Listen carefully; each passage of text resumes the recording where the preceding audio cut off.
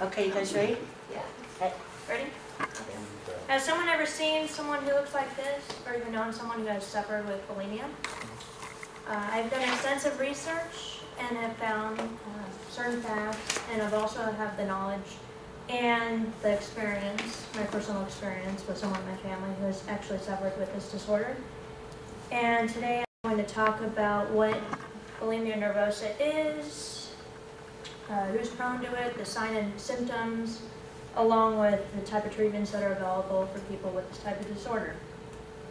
So bulimia nervosa is a disorder in which someone basically, they'll binge eat, which they'll consume a large portion of a meal in one setting, and then later on go to the restroom and vomit.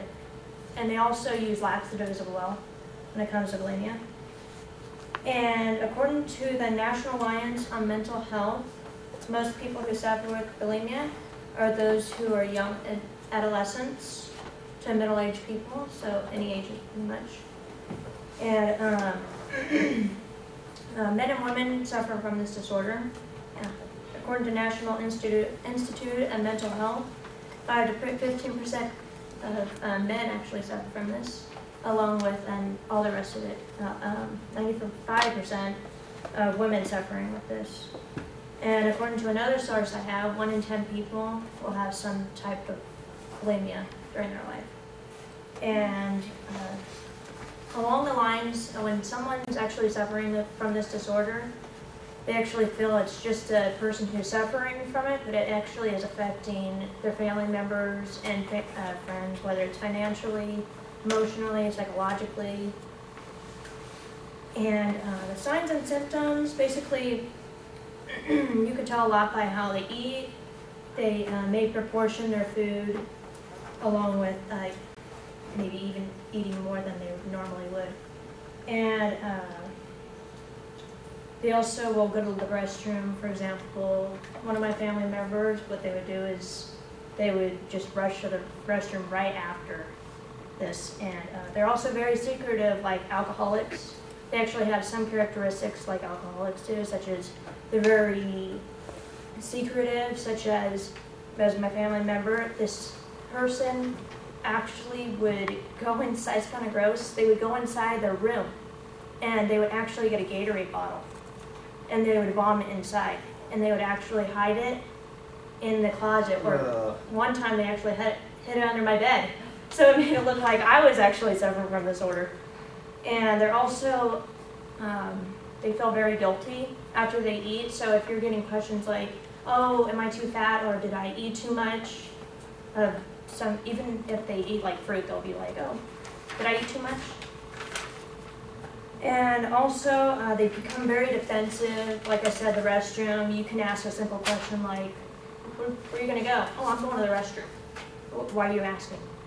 And so, also, individuals layer their clothes, meaning someone with size, the person who wears size 2, they'll basically wear something that's size 9, just to make the illusion as though they're actually a different size than they actually are. And signs and the symptoms is someone actually has low blood pressure along with extreme weight loss and actually low potassium, and also they also suffer with loss of enamel on their teeth, as you can see right here. This photo is not as descriptive as I would like it to be, but sometimes it's actually worse than this. Sometimes their teeth are actually falling apart, but I guess it's a look of the draw. And also, a person is likely to be hospitalized. So if someone's being hospitalized continuously, it's due to heart problems having to do with low potassium, along with relapses, which are basically when someone is treated for a disorder and they later on start it all over again. And the type of treatments that are available are there's no real cure, but there are treatments. Basically, someone who has this disorder will deal with it for the rest of their life.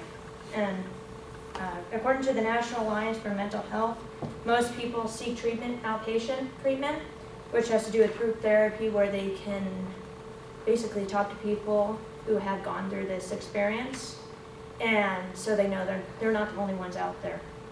And also they have cognitive behavioral therapy, which has to do with changing their thought process, as well as giving them Prozac, which is a type of medicine that basically changes the thought, and it's also known to, like, for anxiety as well. And 40% of people who are successfully treated with this method. And they also have inpatient, what has to do with the hospital. This person actually in the process is isolated, so they have no contact with anyone, family. This actually helps them during the process, so they actually don't have to deal with the stresses outside of the hospital. And according to Arnold Shannon, MD, people suffering with bulimia use the same 12-step program as Alcohol Anonymous, which, as I said before, they have the same characteristics, so they kind of can deal with the same ways of doing it. Like, they have to admit that they have a problem with someone, their loved one, and they have to find a way to go through it. And as I said before, it's a lifetime struggle. And I hope I've informed you on what bulimia is, and I hope I gave a good description on what it is as well, and who is affected, the signs and symptoms that are involved in this type of disorder, and the type of symptoms. And I hope you feel that you've learned a lot, and you actually are more serious about when you see someone with this type of disorder on what they're really going through.